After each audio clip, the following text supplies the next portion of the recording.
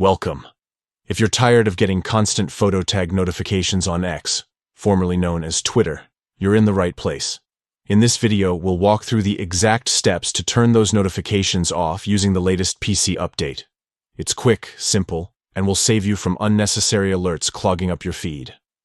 First, open the X app on your computer. Once you're logged in, look at the menu on the left-hand side of the screen. Find and click on the section labeled Notifications. That's where all your notification settings are stored, from mentions to tags and everything in between.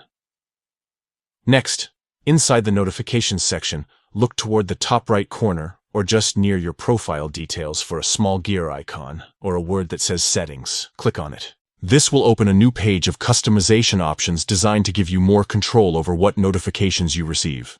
Now you'll see a panel called Preferences. This is where things start to get specific. Click on Preferences, and within that area, go to Push Notifications. These are the alerts that pop up when you're tagged, mentioned, or interacted with on X. Once you're in the Push Notifications settings, scroll down until you find the section labeled Related to You and Your Posts. Under that category, look for an option called Photo Tags. This feature tells you whenever someone tags you in a photo, and depending on how active your followers are, that can mean a flood of notifications you don't need.